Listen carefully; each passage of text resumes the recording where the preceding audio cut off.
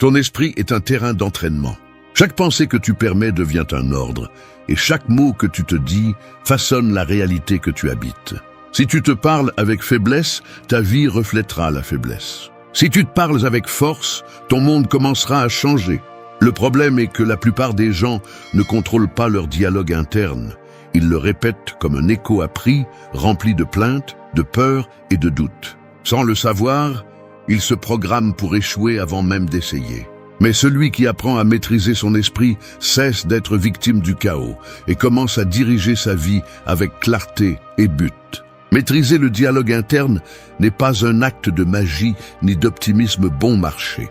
C'est un entraînement mental, une forme de discipline qui combine ce que les anciens stoïciens savaient avec ce que la neuroscience confirme aujourd'hui. Ton esprit obéit à ce que tu répètes avec conviction. Si tu répètes des limites, tu vivras enfermé. Si tu répètes la force, ta réalité s'élargira. Reprogrammer l'esprit exige d'observer chaque pensée, de la corriger et de la remplacer par une qui te pousse. C'est te parler comme un leader, pas comme un saboteur. Dans les prochaines minutes, tu traverseras un processus de transformation conçu pour changer la façon dont tu penses, parles et agis. Ce n'est pas un discours de motivation, c'est un défi pour que tu prennes le contrôle de ton esprit et récupères le pouvoir que tu as donné à la peur, à la culpabilité et à l'autocritique. Au cours de 8 leçons, tu apprendras à te parler avec autorité, à semer des pensées de pouvoir et à construire l'empire de ton esprit avec la même discipline qu'un guerrier entraîne son corps. Parce que celui qui maîtrise son dialogue interne maîtrise son destin. Et c'est là la véritable victoire. 1. Parle-toi avec la voix d'un empereur. Ton esprit est un trône, et ta voix intérieure est le gouvernant qui décide s'il y aura ordre ou chaos en toi.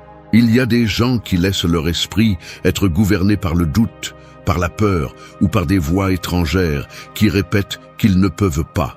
D'autres, en revanche, choisissent de se parler avec l'autorité d'un empereur, avec un calme qui n'a pas besoin de crier pour être obéi. C'est la différence entre celui qui s'effondre face aux problèmes et celui qui reste ferme, même lorsque le monde vacille. Tout commence par le ton avec lequel tu te parles quand personne d'autre ne t'écoute. Lorsque ton dialogue intérieur est faible, tes pensées deviennent des ordres que ton corps exécute sans résistance. Je ne peux pas, je ne vaux rien, je ne suis pas assez, semblent être des phrases inoffensives, mais ce sont des décrets qui façonnent ta réalité. Ce que tu te dis n'affecte pas seulement ton humeur, cela change aussi ta biologie. Les neurosciences ont montré que chaque pensée génère une réponse chimique dans le corps. Les mots négatifs prolongent le stress et sabotent ton énergie. En revanche, te parler avec détermination renforce ton système, régule tes émotions et entraîne ton esprit à obéir à ton but. Les anciens stoïciens le savaient déjà. Marc Aurèle n'avait pas besoin de convaincre les autres, il avait besoin de convaincre son propre esprit.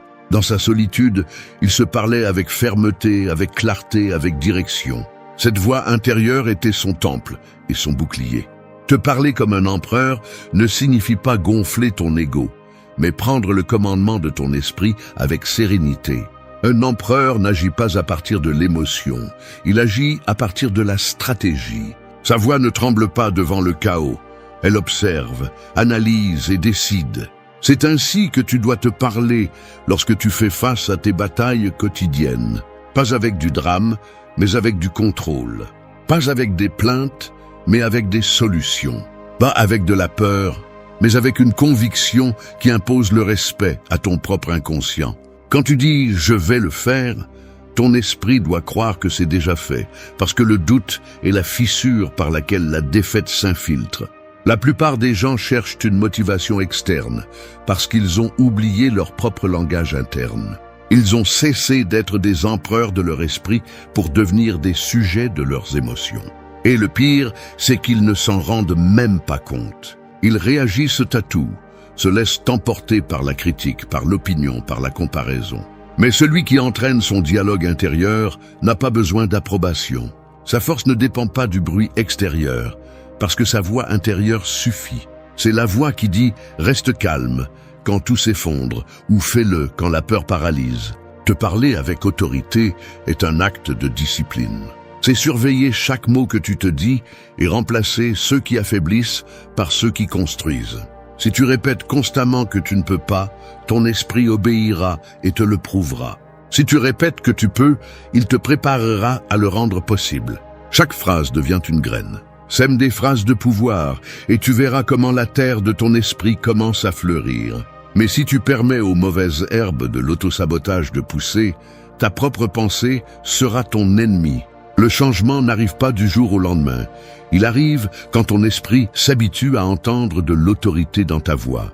Quand tu arrêtes de te parler comme une victime et que tu commences à te parler comme un leader. Peu importe si tu ne ressens pas cette force au début, agisse comme si tu l'avais déjà. Parle-toi avec fermeté, avec respect et avec vision. Parce que ton dialogue intérieur est la base de ton empire. Et aucun empire n'est construit avec des mots faibles. Si tu veux vraiment changer ta vie, commence par changer le ton avec lequel tu te parles. 2. Sème des pensées qui te renforcent. L'esprit est comme un jardin qui ne cesse jamais de produire. Chaque jour, sans que tu le remarques, il sème des graines qui deviennent des pensées, des émotions et des décisions.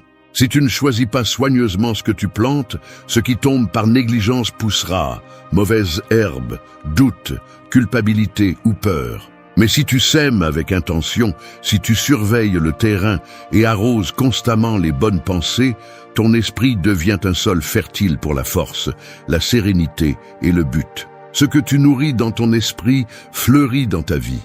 Car tout ce que tu vois aujourd'hui dans ta réalité a été une idée répétée en toi.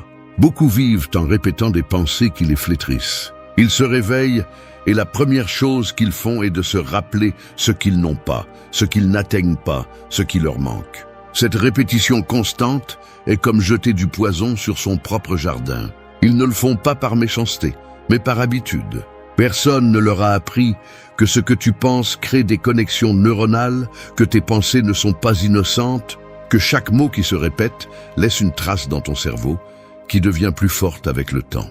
Les neurosciences l'expliquent clairement. Le cerveau renforce ce qui est répété. Si chaque matin tu te concentres sur tes limites, tu entraînes ton esprit à voir des obstacles, mais si tu répètes des idées de croissance, ton esprit s'adapte pour trouver des chemins. Le stoïcisme enseigne quelque chose de similaire, mais avec une profondeur qui va au-delà de la science. Il enseigne que l'âme devient ce qu'elle contemple fréquemment. Si tes pensées tournent autour de la peur, tu deviens la peur. Si elles tournent autour du calme, tu deviens le calme. L'esprit ne peut produire des fruits différents des graines qu'il reçoit. Marc Aurèle écrivait pour lui-même, pas pour les autres, parce qu'il savait que l'acte d'écrire était semé de la clarté dans son esprit avant d'affronter le chaos. Tu peux aussi le faire. Chaque fois que tu choisis une pensée de pouvoir sur une de faiblesse, tu cultives une nouvelle façon de voir la vie. Semer des pensées qui te renforcent ne consiste pas à répéter des phrases vides d'optimisme. Il s'agit d'entraîner l'esprit à regarder avec objectivité et à répondre avec fermeté. Une pensée puissante n'est pas celle qui te fait te sentir supérieur, mais celle qui te rappelle que tu as le contrôle de toi-même. Tu ne peux pas éviter que la vie te jette des difficultés, mais tu peux décider quelles interprétations fleurissent en toi. Quand tu répètes que tout est un désastre, tu nourris le désespoir. Quand tu répètes que tout est une opportunité d'apprendre, tu nourris la résilience. La différence n'est pas dans ce qui se passe à l'extérieur, mais dans la graine que tu choisis de planter à l'intérieur. Le problème est que beaucoup veulent récolter de la force sans avoir semé de discipline mentale. Ils attendent des résultats d'une terre qu'ils ne soignent jamais. Ils veulent du calme, mais se nourrissent de pensées chaotiques. Ils veulent du succès, mais arrosent la plainte tous les jours. L'esprit n'obéit pas aux désirs, il obéit aux habitudes. Si chaque jour tu répètes les mêmes pensées de faiblesse, n'attends pas qu'une version plus forte de toi fleurisse. Changer tes pensées ne signifie pas nier la réalité. Cela signifie choisir une façon plus intelligente de l'interpréter. Commence par observer ce que tu sèmes. Chaque fois que tu te surprends à dire quelque chose de négatif sur toi ou sur les autres, arrête-toi. Demande-toi si cette pensée construit ou détruit. Ensuite, remplace-la par une idée qui t'élève. Je ne peux pas le faire devient je vais apprendre comment le faire. Je n'ai pas ce que je veux se transforme en je travaille pour l'obtenir. Ce ne sont pas de simples phrases, ce sont des graines de transformation. Et comme tout jardin, cela nécessite du temps, de la patience et des soins constants. Ton esprit grandira dans la direction de tes pensées. 3. Maîtrise tes réactions, pas ton environnement. Le feu ne choisit pas ce qu'il brûle, mais toi, tu peux décider si tu brûleras avec lui ou si tu l'utiliseras pour te forger. La vie est pleine de provocations, d'injustices et de moments qui te poussent à perdre le contrôle. Cependant, la véritable force ne réside pas dans la domination du monde, mais dans le gouvernement de l'esprit qui l'interprète. Tu peux avoir du pouvoir, de l'intelligence ou de l'influence, mais si tu ne contrôles pas tes réactions, tu restes esclave de l'extérieur. Chaque fois que quelqu'un t'irrite, chaque fois qu'une situation te perturbe, tu es face au miroir le plus honnête de ta propre maîtrise intérieure. L'environnement n'a jamais été le problème. Le problème est la façon dont tu y fais face. Les gens pensent que leur calme dépend du fait que les choses se passent bien, mais la sérénité ne naît pas de l'ordre extérieur. Elle naît de l'autocontrôle. Les stoïciens l'ont mieux compris que quiconque.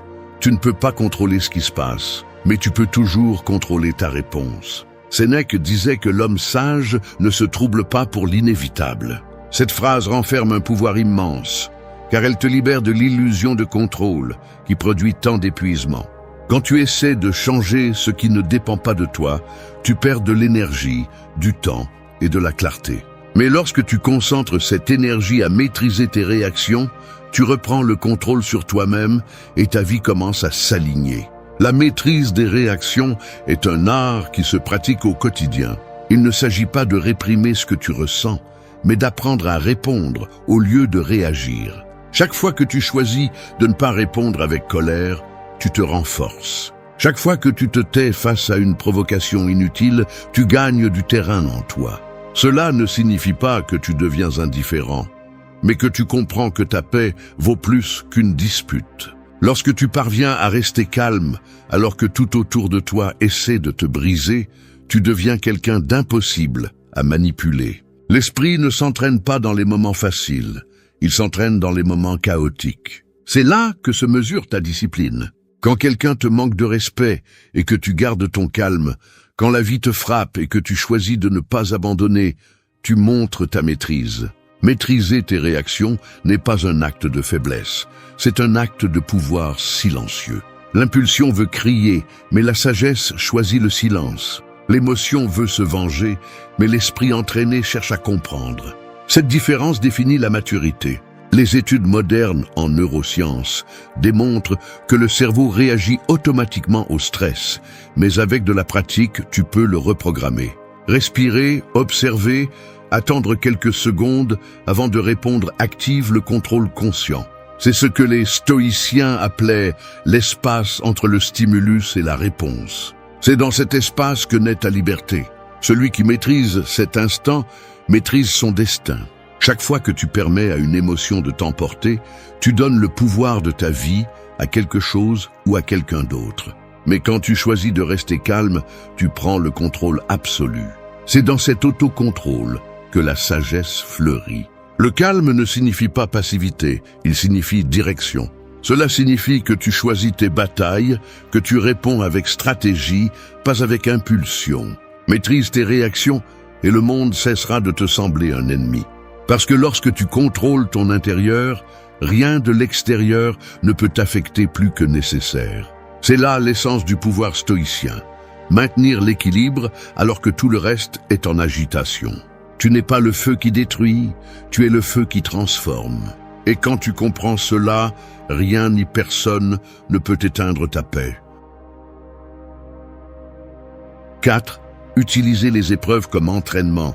Chaque obstacle que vous rencontrez est une salle de sport invisible. Pas de muscles, mais de caractère. Chaque fois que la vie vous demande plus que ce que vous pensiez possible, elle ne vous punit pas, elle vous entraîne. Mais la plupart l'interprètent à l'envers. Ils voient la difficulté comme une punition, le rejet comme une défaite, la perte comme une fin. Et ainsi, il gaspille l'opportunité de se renforcer. Celui qui comprend que les épreuves ne viennent pas pour le détruire, mais pour le modeler, arrête de se demander « pourquoi moi ?» et commence à penser « qu'est-ce que je peux apprendre de cela ?» Cette mentalité change tout, car elle transforme la douleur en discipline et le chaos en croissance. Le stoïcisme enseigne que vous ne pouvez pas contrôler ce qui vous arrive, mais vous pouvez décider ce que cela signifiera pour vous. Cette décision est ce qui sépare celui qui se brise de celui qui se transforme. Sénèque disait qu'aucun homme n'est plus fort que celui qui a été éprouvé de nombreuses fois, parce que le feu qui détruit la cire est le même qui forge l'acier. Il en va de même pour les personnes. Certaines fondent sous la pression, d'autres deviennent inébranlables. La différence ne réside pas dans les circonstances, mais dans l'interprétation qu'elles choisissent. Chaque épreuve est une occasion de vous observer. Quand vous ressentez de la frustration, de l'impatience ou de la colère, la vie vous montre le point exact où vous perdez encore le contrôle. Chaque défi révèle une partie de vous qui a besoin d'entraînement. Si vous ne le comprenez pas, vous répéterez la leçon encore et encore jusqu'à ce que vous appreniez. Non pas parce que la vie veut vous faire souffrir, mais parce que la croissance n'arrive pas sans résistance. Tout comme le corps se renforce en soulevant des poids, l'esprit se renforce en affrontant la pression. Éviter les défis, c'est vous affaiblir lentement. Les accepter avec dignité, c'est construire une force intérieure. Utiliser les épreuves comme entraînement ne signifie pas sourire face à la douleur, mais garder la clarté pendant que vous la traversez. Cela signifie observer ce que vous ressentez sans laisser cela vous contrôler. C'est comprendre qu'il y a un but caché derrière chaque difficulté. Parfois, vous ne le voyez pas tout de suite, mais avec le temps, tout prend sens. Les stoïciens appelaient cela amor fati, aimer le destin, accepter tout ce qui se passe comme faisant partie du chemin. Si quelque chose vous défie, c'est parce que vous êtes prêt à le surmonter. Si quelque chose vous fait mal, c'est parce qu'il reste encore une partie de vous qui a besoin de force. Pensez à chaque épreuve comme à une forge. Chaque coup est une occasion de vous modeler en quelqu'un de plus sage, de plus calme, de plus ferme.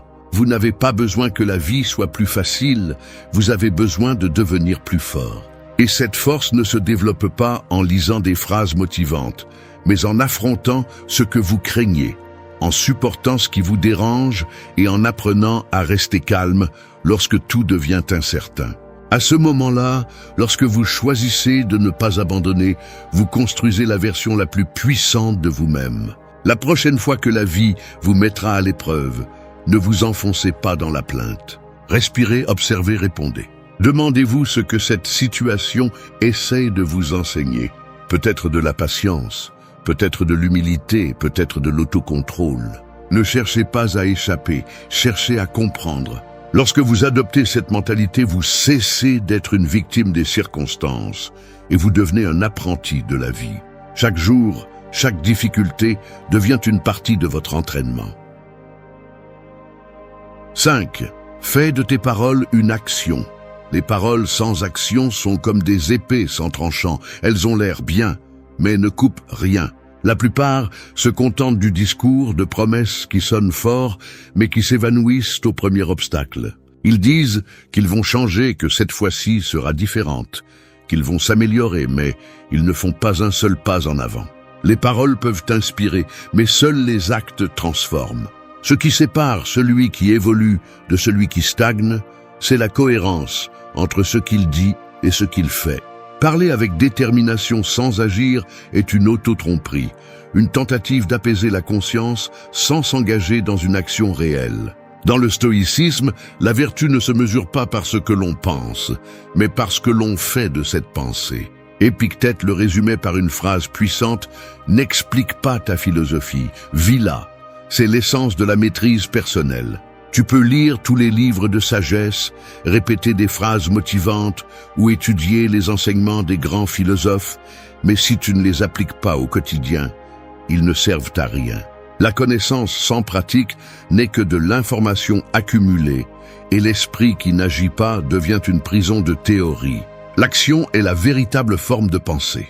Quand tu fais ce que tu dis, tu entraînes ton esprit à obéir à ta parole. Tu lui apprends que tes décisions ne sont pas négociables. C'est la base de la discipline.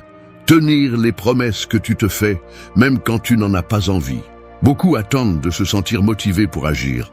Mais les hommes qui obtiennent des résultats n'agissent pas par motivation, ils agissent par engagement. La motivation fluctue, la discipline reste. Et chaque fois que tu tiens ta parole, ton esprit apprend à te faire confiance et ton caractère se renforce. Parler moins et faire plus est aussi un acte d'humilité. Tu n'as pas besoin d'annoncer tes plans au monde, tu as besoin de les prouver par des actes. Les actions silencieuses crient plus fort que n'importe quel discours. Dans un monde où tout le monde cherche l'attention, la cohérence est devenue une forme de respect de soi. Parce que quand tu dis « je le ferai » et que tu le fais, tu deviens quelqu'un de fiable, pas seulement pour les autres, mais pour ton propre esprit. Chaque action cohérente envoie un message à l'inconscient. Je peux compter sur moi. Cette confiance interne vaut plus que n'importe quelle approbation externe. Si tu as l'habitude de dire et de ne pas faire, ton esprit cesse de croire en toi et chaque tentative future semble plus difficile. Mais quand tu tiens parole, même dans les petites choses, tu deviens ton propre exemple. Tu commences à agir avec plus de précision, plus de concentration, plus de détermination. Fais de tes paroles des ordres, pas des ornements. Si tu dis que tu vas te lever tôt, lève-toi. Si tu dis que tu vas changer une habitude, change-la. Si tu dis que tu vas avancer, avance. Et peu importe si c'est lentement, l'important est de bouger. Les paroles créent une direction, mais l'action construit un chemin. Sans action, tout objectif pourrit dans l'intention. La parole est un engagement envers ton destin. Si tu l'utilises à la légère, ta vie deviendra instable. Mais si tu la traites avec respect, ta réalité se mettra en ordre. Parce que ce que tu dis et fais construit ton identité. Ne parle pas de ce que tu vas faire, fais-le. Ne dis pas qui tu veux être, sois-le. L'action n'a pas besoin d'applaudissements, parce que les faits parlent d'eux-mêmes. Et quand tes paroles deviennent action, ta vie cesse d'être un discours et devient un héritage. 6. Prends soin de ton énergie face à ce qui n'apporte rien. Ton énergie est comme une pièce de monnaie que tu ne peux dépenser qu'une fois par jour. Certains l'investissent pour construire leur vie, d'autres la gaspillent dans des batailles inutiles. Chaque pensée, conversation et préoccupation en consomme une partie. C'est pourquoi certaines personnes arrivent à la fin de la journée vidées, non pas parce qu'elles ont beaucoup fait, mais parce qu'elles se sont épuisées dans ce qui ne méritait pas d'attention. Prendre soin de ton énergie ne signifie pas t'isoler du monde. Cela signifie avoir l'intelligence de choisir où tu mets ton focus. Ce que tu nourris grandit et ce que tu ignores s'affaiblit. Si tu te mêles constamment de conflits, de comparaisons ou de distractions, tu finances ton propre épuisement. L'esprit, comme un moteur, ne s'arrête jamais, mais c'est toi qui décides où le diriger. Chaque fois que tu réponds à une provocation ou que tu te préoccupes de ce que tu ne peux pas contrôler, tu épuises ta force. Les stoïciens parlaient de la dichotomie du contrôle, la capacité de distinguer ce qui dépend de toi et ce qui ne dépend pas. La plupart des gens souffrent parce qu'ils ignorent cette différence. Ils essaient de changer l'extérieur tout en négligeant l'intérieur. Ils dépensent de l'énergie à convaincre, à discuter ou à prouver, alors qu'ils pourraient te l'utiliser pour avancer, créer et grandir. Prendre soin de ton énergie, c'est prendre soin de ton équilibre mental. C'est choisir le silence quand tu sais que parler ne changera rien et te retirer quand quelque chose vole ta paix. Le monde moderne te pousse à te disperser. Les notifications, les réseaux, les opinions des autres, tout est conçu pour fragmenter ton attention. Mais la maîtrise personnelle se construit sur la capacité à te concentrer sur l'essentiel. Si tu ne protèges pas ton énergie, n'importe qui peut la diriger pour toi. Tu laisses l'extérieur dicter ton état intérieur et tu finis par être l'esclave de stimuli que tu ne contrôles pas. L'esprit entraîné, en revanche, choisit ses batailles. Il ne répond pas à tout, il ne s'engage pas avec tout le monde. Il n'explique pas ce qui n'a pas besoin d'explication. Il garde sa force pour ce qui compte vraiment. Prendre soin de ton énergie, c'est aussi savoir dire non. Non aux personnes qui n'apportent que du drame, non aux pensées qui te sabotent, non aux habitudes qui te drainent. Chaque non est une affirmation de pouvoir, car il te rappelle que tout ne mérite pas ton attention. L'énergie est limitée, et la dépenser dans ce qui n'ajoute rien est une forme de trahison envers toi-même. Tu n'es pas obligé de tout résoudre ni de porter les problèmes des autres. L'équilibre n'est pas de l'égoïsme, c'est de la survie mentale. En pratique, prendre soin de ton énergie implique 3 choses. Filtrer ce que tu consommes, limiter ce que tu tolères et prioriser ce qui t'élève. Tu filtres ce que tu vois, lis ou entends parce que tu sais que l'esprit absorbe ce qu'il reçoit. Tu limites ce que tu tolères parce que ta paix n'a pas de prix. Et tu priorises ce qui t'élève parce que tu comprends que ton énergie se multiplie lorsque tu fais ce qui te rapproche de ton but. Il ne s'agit pas d'avoir plus de temps, mais de l'utiliser mieux. L'énergie est le carburant de l'âme. Si tu la gaspilles dans le trivial, tu resteras vide pour l'essentiel.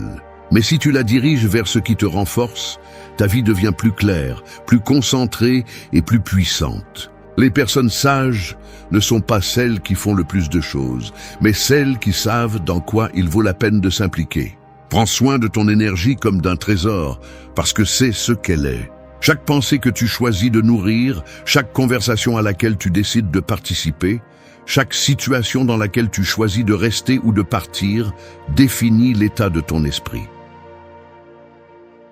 7. Forge ta constance chaque jour. La grandeur ne se construit pas en un seul acte, mais dans la répétition silencieuse de ce qui est correct. C'est comme le marteau qui frappe le fer encore et encore, jusqu'à ce qu'il prenne forme. Chaque jour où tu accomplis ce que tu as dit que tu ferais, même si personne ne te voit, tu forges une version plus forte de toi-même.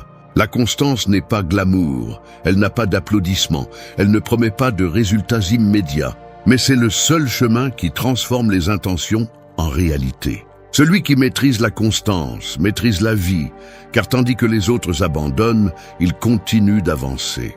Le problème est que beaucoup confondent la discipline avec l'inspiration. Ils attendent le moment parfait, l'humeur parfaite, les conditions parfaites. Ils ne comprennent pas que la constance ne naît pas de l'émotion, elle naît de l'engagement. Un jour, tu t'entraînes avec envie, un autre sans, mais tu t'entraînes quand même. Un jour, tu as de la clarté, un autre, tu es plein de doutes, mais tu continues. C'est l'essence de la force mentale. La constance ne consiste pas à bien faire tout le temps, mais à ne pas s'arrêter lorsque l'enthousiasme s'éteint. Les stoïciens le savaient. Marc Aurèle se levait chaque matin en se rappelant qu'il devait agir, même si le corps résistait. Il comprenait que le devoir ne dépend pas du désir, mais du but. Forger la constance, c'est entraîner l'esprit à obéir, non à l'impulsion, mais à la décision. C'est se lever quand tu pourrais rester endormi, te concentrer quand la distraction appelle, rester ferme quand personne ne t'exige de le faire. L'esprit humain cherche le confort, mais le confort est l'ennemi de la croissance. Plus tu répètes l'effort, plus la discipline devient naturelle. Le muscle de la constance grandit avec la pratique, pas avec la théorie. Et chaque jour que tu choisis d'agir au lieu d'attendre, tu renforces ce muscle invisible qui soutient ton caractère. La constance nécessite aussi de la patience. Tu ne peux pas planter une graine aujourd'hui et exiger le fruit demain. Chaque effort a un processus, et celui qui ne comprend pas cela abandonne avant de voir les résultats. L'esprit impatient se sabote, mais l'esprit entraîné fait confiance au temps. Lorsque tu répètes une action avec intention, le progrès peut ne pas être visible au début, mais il se produit en toi. La constance te façonne en silence, te donne de la fermeté, t'apprend à résister à l'ennui, au doute et à la fatigue. Dans le monde actuel, où tout est recherché rapidement, être constant est une forme de rébellion. Tout le monde veut un succès immédiat, mais personne ne veut soutenir le processus. C'est pourquoi ceux qui persistent finissent par se démarquer. Non pas parce qu'ils sont plus talentueux, mais parce qu'ils ne s'arrêtent pas. Chaque pas compte, même les plus petits. L'avancement lent est aussi un avancement, et bien souvent c'est le plus sûr. Celui qui reste ferme lorsque les autres se dispersent finit par conquérir ce qui semblait impossible. La constance ne s'impose pas, elle se construit. Elle commence par une seule action que tu répètes jusqu'à ce qu'elle fasse partie de toi. Aujourd'hui tu t'entraînes, demain aussi. Aujourd'hui tu étudies, demain pareil. Aujourd'hui tu restes calme, même si l'environnement est chaotique. Peu importe si les résultats tardent, car tu sais que le processus forme quelque chose de plus grand, le caractère, la discipline et le respect de soi. Le feu intérieur qui maintient la constance vivante n'est pas l'enthousiasme, c'est la détermination. Il ne s'éteint pas avec la fatigue ni avec la frustration, car il comprend que le véritable progrès ne se mesure pas en vitesse, mais en résistance. 8. Construis l'empire de ton esprit. Ton esprit est une ville en construction. Chaque pensée est une brique, chaque habitude un mur, chaque décision une fondation. Certains la construisent avec ordre, patience et vision, jusqu'à en faire une forteresse impossible à démolir. D'autres, en revanche, la laissent à la merci du chaos, sans plan, sans structure, permettant à toute émotion, peur ou influence externe de s'emparer de leur terrain. La différence entre les deux n'est pas la chance, mais la conscience avec laquelle ils choisissent de construire. Car celui qui ne gouverne pas son esprit finit par être gouverné par lui. Construire l'empire de ton esprit signifie prendre le contrôle de ton monde intérieur avec la même fermeté qu'un architecte supervise chaque détail de son œuvre. Tu ne peux pas laisser les fondations à moitié faites, ni permettre que les décombres du passé s'accumulent. Tu as besoin de propreté, d'ordre et de direction. Chaque pensée que tu tolères sans questionner est un intrus qui peut démolir ce que tu as tant travaillé à construire. C'est pourquoi les stoïciens accordaient tant d'importance au contrôle de la pensée. Marc Aurèle l'a résumé clairement: ta vie est ce que tes pensées pensent. Si tes pensées sont faibles, ton empire sera fragile. Si tes pensées sont fermes, ton esprit sera invincible. L'empire mental se construit en silence, avec de petites actions mais cohérentes. Il ne se lève pas du jour au lendemain, ni avec des discours. Il se construit lorsque tu choisis de rester calme face à la provocation, lorsque tu continues à avancer malgré la fatigue, lorsque tu rejettes des pensées inutiles qui te dominaient auparavant. Chaque acte d'autocontrôle est une brique dans ce mur intérieur qui te sépare du chaos. Il n'y a pas d'architecture plus puissante qu'un esprit discipliné, car rien d'extérieur ne peut démolir ce qui a été consolidé à l'intérieur. Mais cet empire ne concerne pas la froideur ni l'arrogance. Il s'agit d'équilibre. Tu ne peux pas gouverner ton esprit si tu es en guerre avec toi-même. Tu dois apprendre à te connaître, à accepter tes ombres et à les transformer en force. Il ne se construit pas à partir de la répression, mais à partir de la compréhension. Le contrôle mental ne signifie pas éliminer les émotions, mais les canaliser avec intelligence. Savoir quand avancer et quand s'arrêter, quand parler et quand garder le silence, quand agir et quand simplement observer. Ce contrôle ne te retire pas ton humanité, il te donne du pouvoir. Les neurosciences modernes confirment ce que les philosophes anciens soupçonnaient déjà. Ton cerveau change avec ce que tu pratiques. Si tu entraînes le calme, il se renforce. Si tu pratiques la plainte, elle devient ton reflet. Chaque pensée répétée reconfigure ton esprit, comme un architecte qui façonne un nouveau design. Tu ne peux pas construire la grandeur avec des pensées pauvres. Tu ne peux pas aspirer à la liberté si ton esprit est dominé par la peur. C'est pourquoi construire ton empire mental nécessite discipline, vigilance et but. Construire l'empire de ton esprit est un acte de pouvoir silencieux. Personne d'autre ne peut le faire pour toi. Il n'y a pas d'architecte externe, pas d'outils étrangers, seulement ta volonté et ta discipline. Chaque jour, tu peux choisir entre construire ou démolir. Si tu te parles clairement, si tu contrôles tes pensées, si tu alignes tes actions avec tes principes, ton esprit deviendra une forteresse capable de résister à n'importe quelle tempête. Et lorsque tu y parviens, le monde extérieur cesse de t'intimider, car tu sais que ton véritable royaume n'est pas à l'extérieur, mais à l'intérieur de toi. Là où règne le calme, la clarté et la force de celui qui a appris à dominer son propre empire. Le silence n'est pas une absence, c'est un pouvoir contenu. C'est la pause avant l'impact, la respiration avant le coup. Dans un monde qui parle sans réfléchir et réagit sans mesurer, celui qui maîtrise le silence n'est pas faible, il est dangereux. Parce que le véritable contrôle ne se démontre pas en criant, il se démontre avec calme. Lorsque tu choisis de ne pas répondre, lorsque tu t'arrêtes avant d'exploser, lorsque tu observes au lieu d'expliquer, tu deviens maître de toi-même. Le bruit du monde t'exige de bouger, d'opiner, de répondre, de prouver que tu existes. Mais le silence t'enseigne quelque chose de plus profond. Tu n'as pas besoin d'être compris par tout le monde, seulement par toi-même. C'est dans le silence que l'esprit s'aligne, où les pensées cessent d'être des ennemis et deviennent des alliés. Les stoïciens le savaient bien. Marc Aurèle écrivait que le calme est invincible lorsqu'il naît de la maîtrise intérieure. Sénèque affirmait que celui qui réagit sans réfléchir devient esclave de ses émotions. Le silence, donc, n'est ni une fuite ni une lâcheté, c'est une stratégie. C'est regarder le chaos et décider de ne pas lui appartenir. Cette vidéo ne prétend pas romantiser le silence, mais te rappeler que ta plus grande force vit en lui. Lorsque tu choisis de te taire, tu choisis de penser. Lorsque tu choisis de disparaître, tu choisis de te reconstruire. Lorsque tu choisis le calme, tu choisis la liberté. Parce qu'au final, le véritable pouvoir n'est pas dans ce que tu dis, mais dans ce que tu es capable de taire sans te perdre. Ici commence le voyage vers ce domaine invisible, le pouvoir transformateur du silence. 1.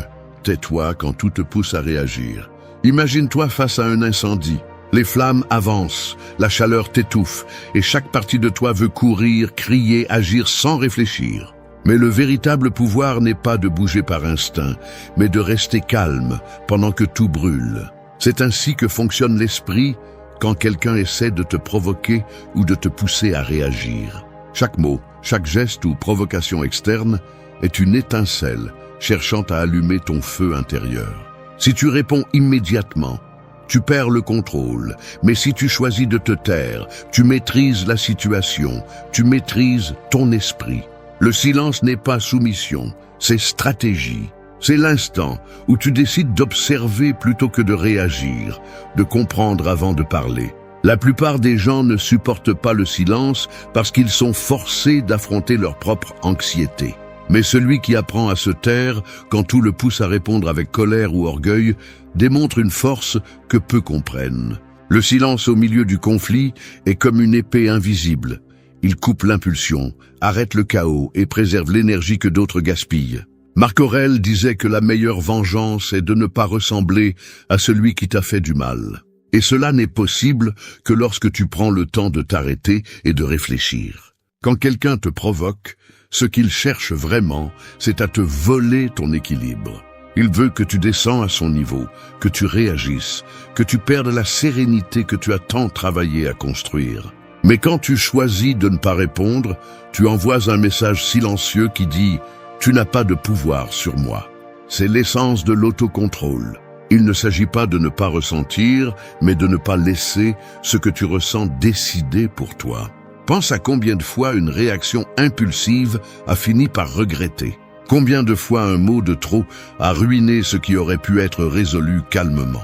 Le silence est la barrière entre ce que tu penses et ce que l'ego veut crier. Tu n'as pas toujours à te défendre, tu n'as pas toujours à expliquer. Parfois, le silence est la réponse la plus intelligente, la plus mature, la plus puissante. Se taire ne signifie pas accepter l'injustice, cela signifie choisir le bon moment pour agir. Car celui qui maîtrise son impulsion ne perd pas de temps à prouver quoi que ce soit.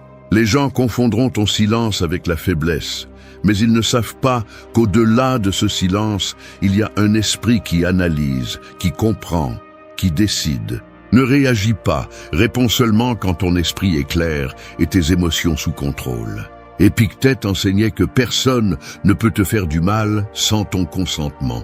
Il en va de même pour la provocation. Personne ne peut t'entraîner dans le chaos sans ton permission. Quand tu te tais, tu brises le cycle. Tu n'alimentes pas le conflit. Tu ne gaspilles pas d'énergie. Tu apprends à observer la scène de l'extérieur, comme un spectateur qui comprend que tout ne mérite pas une réponse. Chaque fois que tu choisis le silence plutôt que l'impulsion, tu renforces ton caractère. Chaque fois que tu refuses de tomber dans le piège de l'orgueil, tu t'élèves au-dessus du bruit. C'est la véritable victoire. Car à la fin, celui qui apprend à se taire quand tout le pousse à réagir ne devient pas muet, il devient sage. Et la sagesse est toujours reconnue dans le silence de celui qui n'a pas besoin de prouver sa force parce qu'il la maîtrise déjà. 2. Disparaître pour te retrouver. Il y a des moments où le bruit du monde devient si intense que tu n'entends plus ta propre voix. Tout se mélange, les opinions, les attentes, les comparaisons, les exigences. C'est comme si tu vivais entouré de 1000 écrans allumés en même temps, chacun essayant de te dire qui tu devrais être. Au milieu de ce chaos, l'esprit se fatigue, l'âme se disperse, et ce que tu es vraiment se dilue. Disparaître alors n'est pas fuir, c'est revenir à l'origine. C'est éteindre le bruit pour te rappeler ce qui résonne en toi lorsque tout l'extérieur cesse de crier. Disparaître est un acte de pouvoir. C'est regarder autour de toi et comprendre que tu n'as pas besoin d'être présent partout, de répondre à tous les messages, ni de plaire à tous les visages. C'est fermer la porte du monde pour un instant, pour ouvrir la porte de ton intérieur. Lorsque tu t'éloignes, tu commences à remarquer que beaucoup de choses qui te préoccupaient ne t'appartenaient pas. Elles étaient le reflet d'autres esprits, des désirs étrangers, des pressions que tu n'as jamais demandé à porter. Et c'est dans ce silence volontaire que tu commences à distinguer l'essentiel du superficiel. Le philosophe Sénèque disait que rien n'appartient vraiment à celui qui vit distrait. Disparaître est la façon la plus honnête de revenir à ce qui est à toi, ton énergie, ton but, ta clarté. Dans la solitude, l'esprit s'éclaircit, le corps se calme, et ce qui semblait urgent perd son poids. C'est là que tu découvres que beaucoup de batailles que tu menais étaient inutiles, que la moitié des problèmes que tu croyais avoir n'étaient que le produit de l'épuisement. T'éloigner n'est pas abandonner, c'est recharger ton âme pour revenir avec direction et force. La plupart craignent de rester seuls parce que dans ce silence, ils rencontrent ce qu'ils ont évité de regarder. Insécurité, blessures, pensées qui font mal. Mais c'est précisément le but du retrait. Disparaître pour te retrouver implique de traverser ce territoire intérieur où tu ne peux pas te mentir. C'est regarder tes ombres et tes contradictions sans fuir. Marc Aurèle écrivait que personne ne peut fuir de lui-même et que l'esprit a besoin d'un retrait intérieur plus que de tout autre lieu physique. C'est pourquoi, lorsque tu décides de te déconnecter du bruit, tu n'échappes pas au monde, tu entres en toi. Disparaître, c'est aussi choisir tes batailles. C'est comprendre que tout ne mérite pas ton attention, que tous les conflits ne nécessitent pas ta réponse. La société moderne te fait croire que si tu n'es pas visible, tu n'existes pas. Mais la vérité est le contraire. Quand tu disparais un moment, c'est là que tu commences vraiment à exister. Tu commences à t'écouter, à te sentir, à comprendre ce qui te motive et ce qui t'épuise. Tu commences à vivre depuis la conscience, pas depuis l'obligation. Beaucoup craignent le silence parce qu'ils ne savent pas qui ils sont sans les autres. Mais celui qui apprend à être seul devient invincible. Non pas parce qu'il n'a besoin de personne, mais parce qu'il ne dépend plus de personne pour se sentir complet. Dans cet espace intime, tu découvres la liberté qui naît de ne devoir rendre de compte qu'à ta propre conscience. Quand tu reviens du silence, tu reviens différent. Pas avec plus de bruit, mais avec plus de présence. Les gens remarqueront le changement même si tu ne dis rien, parce que le calme se perçoit, la paix se ressent et la force intérieure n'a pas besoin de crier pour être reconnue. Disparaître est la façon la plus sage de revenir à toi. Et celui qui ose le faire découvre qu'il n'était jamais perdu.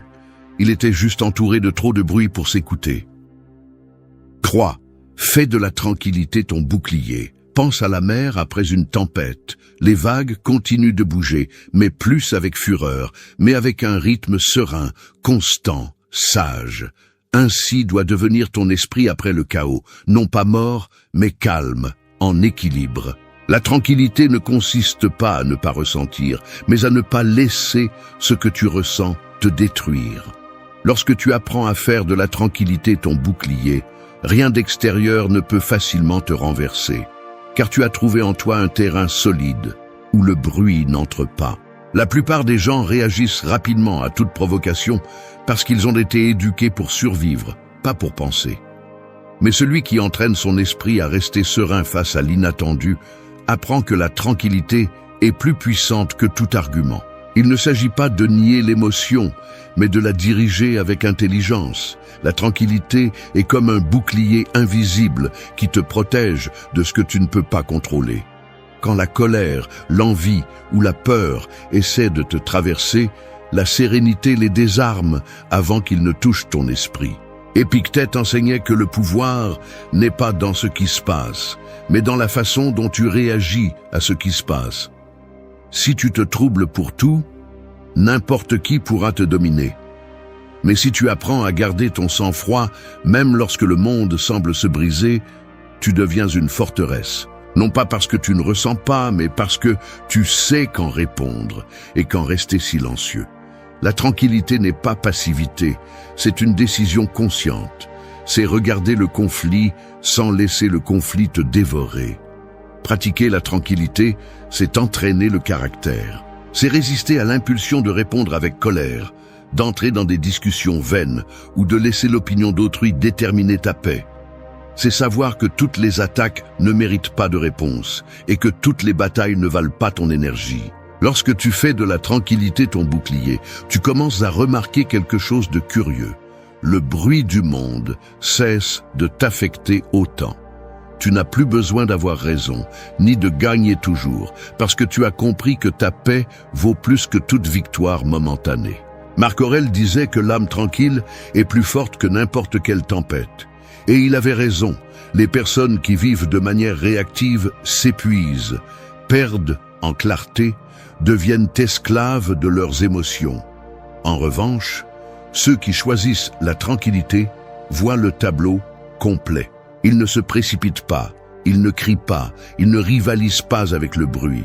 Ils agissent avec précision parce que leur esprit n'est pas obscurci par le chaos. La tranquillité n'est pas une émotion, c'est un mode de vie. Chaque jour, le monde te provoquera à perdre ta sérénité. Le trafic, les commentaires, les injustices, les attentes. Mais dans chaque provocation, il y a une opportunité de te prouver à toi-même que tu es au-dessus de cela. Être calme ne signifie pas être indifférent, cela signifie avoir le contrôle. Celui qui maîtrise sa tranquillité maîtrise son destin, car il n'agit plus par impulsion, mais par intention. Ne cherche pas la tranquillité à l'extérieur, construis-la en toi. N'attends pas que les circonstances soient parfaites pour ressentir la paix, apprends à la maintenir même au milieu du chaos. C'est la différence entre celui qui vit contrôlé par le monde et celui qui l'observe depuis la sérénité. Lorsque tu y parviens, tu comprendras que la tranquillité n'est pas seulement un refuge, c'est ton meilleur bouclier, ta meilleure arme et ta plus grande démonstration de force intérieure. 4. Choisissez vos batailles avec sagesse. Il y a des guerres qui se gagnent, non pas en combattant, mais en marchant dans la direction opposée. Parfois, le véritable courage n'est pas de faire face, mais de lâcher prise. La vie ne vous demande pas de lutter contre tout.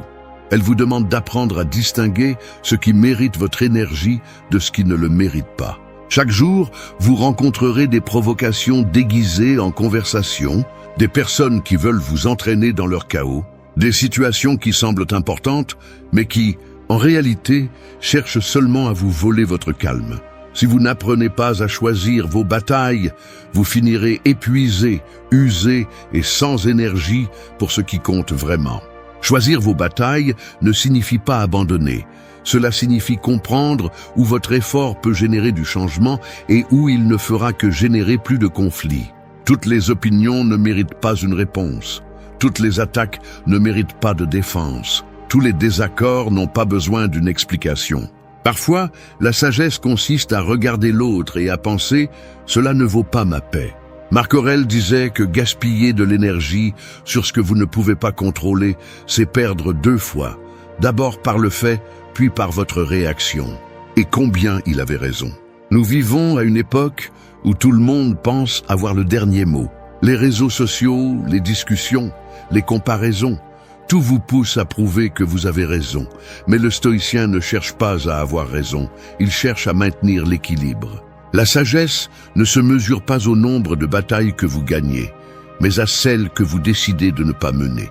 Lorsque vous parvenez à maîtriser ce choix, vous découvrez que la force ne réside pas dans l'imposition, mais dans le maintien de la sérénité face à la provocation. Chaque discussion inutile est une fuite d'énergie. Chaque tentative de changer celui qui ne veut pas changer est une perte de temps. Apprendre à se retirer à temps est un signe de maturité, pas de faiblesse. Celui qui se laisse entraîner par chaque provocation montre qu'il ne se connaît pas, mais celui qui choisit quand parler et quand garder le silence montre sa maîtrise. Parce que le silence n'est pas toujours un manque de réponse, c'est souvent la réponse la plus intelligente que vous pouvez donner. Sénèque enseignait qu'aucun vent n'est favorable à celui qui ne sait pas où il va. Si vous ne savez pas quel est votre but, vous finirez par combattre dans des guerres étrangères. C'est pourquoi vous avez besoin de clarté avant de réagir. Demandez-vous, est-ce que cela contribue à ma croissance ou est-ce que cela me retire la paix? Est-ce que cela mérite mon énergie ou est-ce que cela cherche seulement à la drainer? Si la réponse est non, éloignez-vous sans culpabilité. Vous n'avez rien à prouver à personne et vous n'avez pas à gagner chaque argument. Parfois, la victoire réside dans le calme que vous maintenez lorsque tout vous pousse à le perdre. Choisissez vos batailles avec un cœur froid et un esprit clair. Ne vous laissez pas emporter par l'impulsion de répondre à tout ce qui vous blesse ou vous défie. Il y a des moments où le silence vaut plus que 1000 mots. Et il y a des offenses qui ne se dissolvent que lorsque vous décidez de ne pas réagir. La personne qui maîtrise cette capacité vit plus légèrement, plus librement et plus fortement. Parce que celui qui apprend à choisir ses batailles apprend aussi à conserver son pouvoir. Rappelez-vous que chaque réaction est un investissement d'énergie. Si vous répondez à tout, vous vous videz. Mais si vous choisissez avec sagesse, vous vous renforcez. Tout ce qui fait mal ne mérite pas une réponse. Tout ce qui dérange ne mérite pas votre temps. Choisissez ce qui construit vraiment votre caractère et laissez le reste se dissoudre dans votre silence. Parce qu'au final, la personne la plus puissante n'est pas celle qui se bat pour tout, mais celle qui sait quand ne pas le faire. 5. Pratique le silence intérieur chaque jour. Le bruit le plus dangereux ne vient pas de l'extérieur, mais de l'intérieur. Ce sont ces voix qui ne se taisent pas, ces pensées qui se disputent entre elles, ces doutes qui se répètent sans cesse jusqu'à t'épuiser. Nous vivons entourés de bruit, mais le véritable ennemi de la paix n'est pas à l'extérieur. Il est à l'intérieur de l'esprit qui ne sait pas s'arrêter. Pratiquer le silence intérieur est comme nettoyer un miroir couvert de poussière. Au début, tu ne vois rien, juste de la confusion, mais au fur et à mesure que tu élimines le bruit mental, tu commences à voir ton reflet clairement. Le silence intérieur ne s'obtient pas en s'éloignant du monde. Il s'obtient en apprenant à ne pas laisser le monde te contrôler. C'est pouvoir être au milieu du trafic, du chaos ou du bruit social et garder l'esprit tranquille. Ce calme n'est pas de l'indifférence, c'est de la maîtrise. Épictète disait que personne n'est libre tant qu'il ne gouverne pas son esprit, et c'est précisément ce que le silence intérieur enseigne. À ne pas être esclave de la pensée compulsive, à ne pas tomber dans le piège de croire que chaque émotion doit se transformer en action. L'entraînement commence par des choses simples.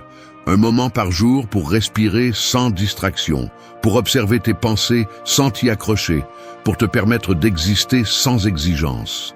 Ce n'est pas méditer comme une mode, c'est te reconnecter avec ton propre centre. Quand l'esprit se tait, le corps se repose et l'âme se met en ordre. C'est un acte de nettoyage émotionnel, une façon de réinitialiser ce que la routine salit. Tu n'as pas besoin d'une montagne ni d'un temple, juste la décision de t'écouter sans interruption.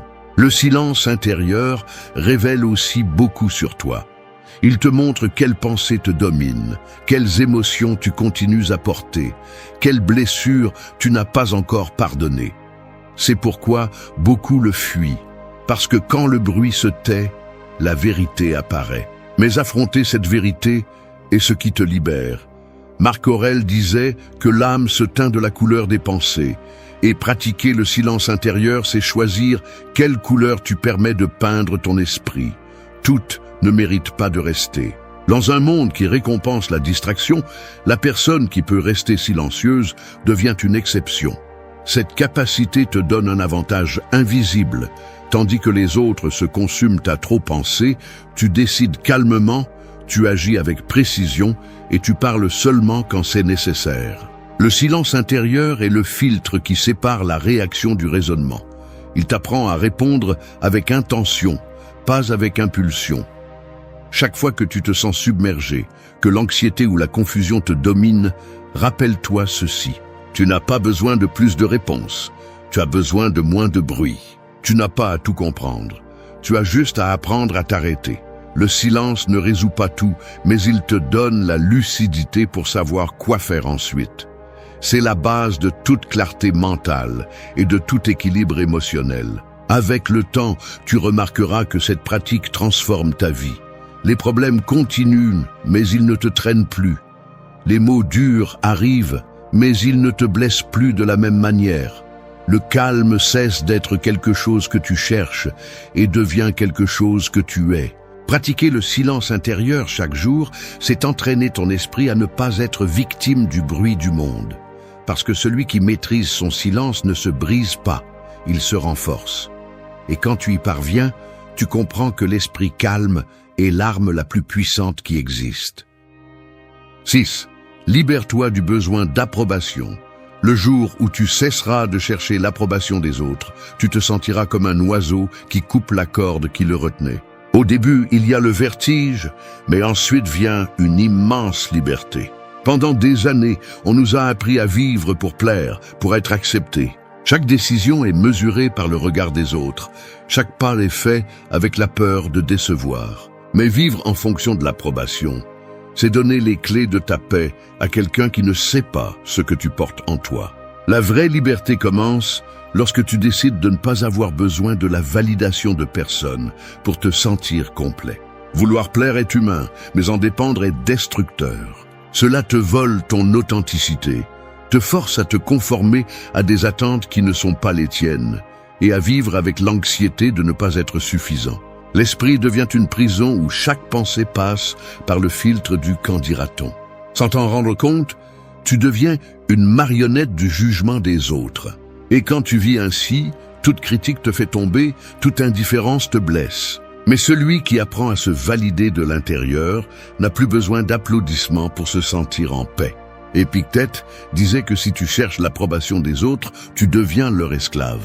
Il le savait bien, la liberté ne se gagne pas avec des cris, mais avec le détachement. Le détachement de la reconnaissance externe est l'un des plus grands actes de force intérieure. Quand ta valeur cesse de dépendre de l'opinion des autres, le bruit du monde s'éteint. Peu importe s'ils te comprennent, peu importe s'ils t'approuvent, car tu ne vis plus pour convaincre, tu vis pour être. Te libérer de ce besoin implique d'accepter que tu ne plairas pas à tout le monde. Et c'est bien.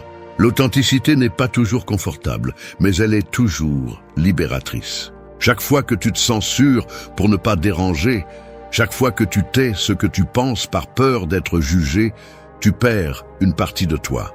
La voie stoïcienne enseigne le contraire. La vertu est d'agir selon tes principes, non selon les applaudissements. Sénèque affirmait que celui qui s'adapte au jugement de la foule se perd dans la masse. Ce n'est que lorsque tu marches fidèle à toi-même que tu commences à vivre avec dignité. Cesser de chercher l'approbation signifie aussi accepter le rejet sans s'effondrer. Tu n'as pas besoin de prouver que tu as de la valeur. Celui qui se connaît vraiment ne cherche pas l'attention, car il sait que sa valeur ne change pas même si le monde ne le voit pas. C'est l'essence de la maîtrise de soi. Faire ce qui est juste, même quand personne ne t'applaudit. Faire ce que tu aimes, même quand personne ne le comprend. Le besoin d'approbation se déguise en courtoisie, en empathie, voire en humilité, mais au fond, c'est de la peur. Peur du rejet, de la solitude, du jugement. Quand tu y fais face, tu découvres que cette peur perd de son pouvoir. Tu commences à parler plus clairement, à agir avec plus de fermeté et à vivre plus légèrement. Tu cesses de dépenser de l'énergie à essayer de plaire à ceux qui ne veulent pas te voir briller. Marc Aurèle a écrit que l'opinion des autres est aussi éphémère que le vent. Tu ne peux pas la contrôler et tu ne devrais pas le faire. La seule chose qui est sous ton contrôle est ton intention et tes actes. Lorsque tu te concentres sur cela, l'approbation devient insignifiante. Le jour où tu apprendras à ne pas dépendre de la validation externe, tout change. Ton esprit se calme, tes décisions deviennent fermes et ta présence commence à parler d'elle-même. Tu n'as plus besoin qu'on te reconnaisse, car ta valeur cesse d'être négociable. C'est cela la vraie liberté, Faire ce que tu sais être juste, même si le monde entier te regarde avec doute. 7. Maîtrisez vos impulsions avec discipline. Le feu ne détruit pas parce qu'il existe, mais parce qu'il est incontrôlé. Il en va de même pour les impulsions. Elles peuvent être une force ou une ruine, selon qui les dirige. Un esprit sans discipline est comme une flamme sans contour. Il s'allume facilement et s'éteint tout aussi rapidement. Mais lorsque vous parvenez à allumer ce feu avec contrôle, il devient une énergie pure, capable de transformer votre vie sans vous consumer dans le processus. Maîtriser les impulsions ne signifie pas se réprimer, mais apprendre à diriger votre énergie dans la bonne direction. L'impulsion naît de l'émotion, et l'émotion, lorsqu'elle n'est pas comprise, devient un ennemi invisible. La colère, l'anxiété, l'euphorie, le désir, tous peuvent être utiles si vous apprenez à les gérer. Ce qui distingue un esprit fort d'un esprit faible n'est pas ce qu'il ressent, mais ce qu'il fait de ce qu'il ressent. Épictète disait que celui qui ne peut se contrôler lui-même sera toujours esclave des circonstances, et c'est vrai. La liberté commence lorsque vous cessez d'être prisonnier de vos réactions. Maîtriser les impulsions nécessite de la pratique. C'est l'art de s'arrêter juste avant de répondre, d'observer ce que vous ressentez avant d'agir. C'est regarder l'émotion sans se laisser emporter par elle. Marc Aurèle l'appelait l'espace entre le stimulus et la réponse. Cet instant minuscule où l'esprit choisit qui a le contrôle, vous ou votre ego. Si vous apprenez à reconnaître cet espace, vous pourrez vous gouverner même dans les moments les plus chaotiques. Les personnes indisciplinées confondent liberté avec faire ce qu'elles veulent, alors qu'en réalité, cela les enchaîne à leurs désirs. Elles agissent par impulsion, parlent sans réfléchir, décident par émotion, puis se demandent pourquoi leur vie semble être un cycle d'erreurs répétées. La discipline ne vous enlève pas la liberté, elle vous donne une direction. Contrôler les impulsions signifie aussi savoir attendre. Tout ce que vous désirez ne mérite pas d'être immédiat. L'esprit impatient cherche une gratification rapide, mais l'âme disciplinée cherche un but. La différence est dans la vision. L'impulsion veut un soulagement, la discipline veut une croissance. Lorsque vous maîtrisez vos impulsions, vous ne réagissez pas à la vie, vous la concevez. Vous prenez des décisions avec perspective, pas avec de l'adrénaline. Sénèque disait qu'aucun homme n'est libre s'il ne peut se gouverner lui-même. Et c'est là la racine du pouvoir intérieur. Il ne s'agit pas d'être froid, mais d'être conscient. Si vous parvenez à rester calme lorsque tout le monde s'agite, si vous pouvez penser lorsque les autres crient, vous avez déjà une longueur d'avance. C'est l'essence de la maîtrise de soi, agir avec intention plutôt qu'avec instinct. Le silence joue également un rôle clé dans ce contrôle. Se taire face à la provocation est un entraînement mental, un acte de force invisible. La discipline ne se voit pas toujours, mais elle se ressent toujours. C'est cette voix qui vous dit « Attends ». Quand tout vous crie, réagis. C'est la capacité de ne pas bouger jusqu'à ce que vous ayez la clarté, de ne pas répondre jusqu'à ce que vous ayez le contrôle. Chaque fois que vous maîtrisez une impulsion, vous renforcez votre caractère. Chaque fois que vous choisissez le calme plutôt que la colère, la patience plutôt que la précipitation, vous façonnez votre esprit pour résister. La véritable force n'est pas de vaincre les autres, mais de se vaincre soi-même. Lorsque vous y parvenez, le bruit extérieur perd de sa puissance et vos décisions commencent à refléter la sagesse plutôt que l'émotion. Maîtriser les impulsions avec discipline n'est pas un objectif, c'est un mode de vie. C'est entraîner l'esprit tous les jours, jusqu'à ce que le silence devienne votre réponse naturelle au chaos. Car au final, l'homme ou la femme qui maîtrise ses impulsions n'a pas besoin de démontrer son contrôle. Il l'irradie. Son calme impose le respect, sa sérénité inspire, et sa force intérieure parle sans prononcer un seul mot. 8. Laisse ton silence parler pour toi. Le tonnerre fait du bruit, mais c'est l'éclair qui laisse une trace. Il en va de même pour les personnes.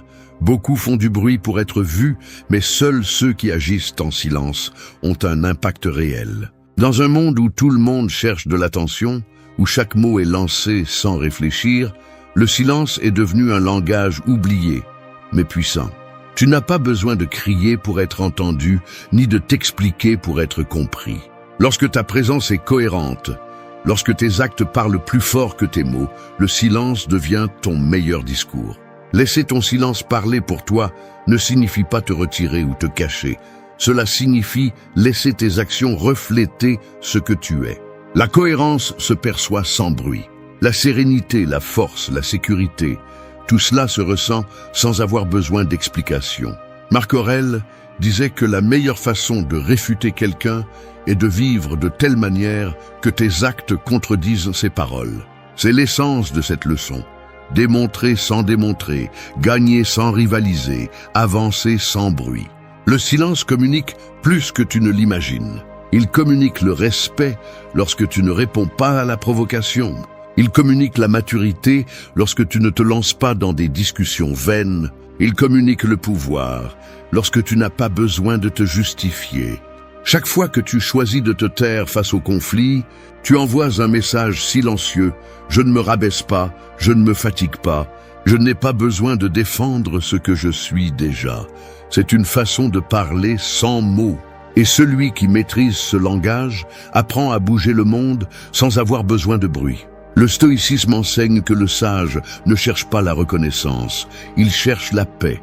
Et le silence est l'une des formes les plus élevées de sagesse. Non pas parce qu'il t'éloigne du monde, mais parce qu'il te connecte à toi-même.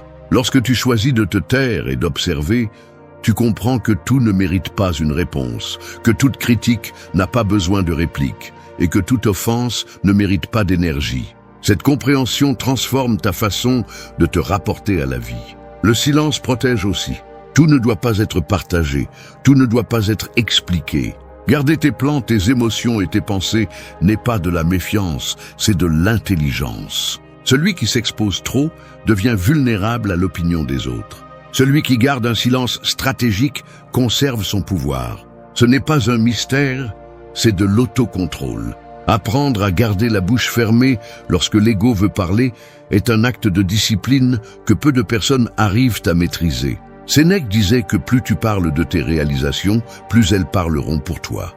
À une époque où tout le monde se bat pour l'attention, le silence devient ton avantage. Pendant que les autres parlent, tu construis. Pendant que les autres se justifient, tu avances. Pendant que le monde crie, tu restes serein. Et quand tu parles enfin, tes mots pèsent parce qu'ils naissent du contrôle, pas de l'impulsion. Le silence révèle aussi qui tu es. Il t'apprend à observer comment les autres agissent lorsque tu ne donnes pas d'explication. Celui qui est mal à l'aise avec ton silence montre ses intentions. Celui qui le respecte te comprend. Tu n'as pas besoin de tout dire, car le silence bien utilisé devient une déclaration de caractère.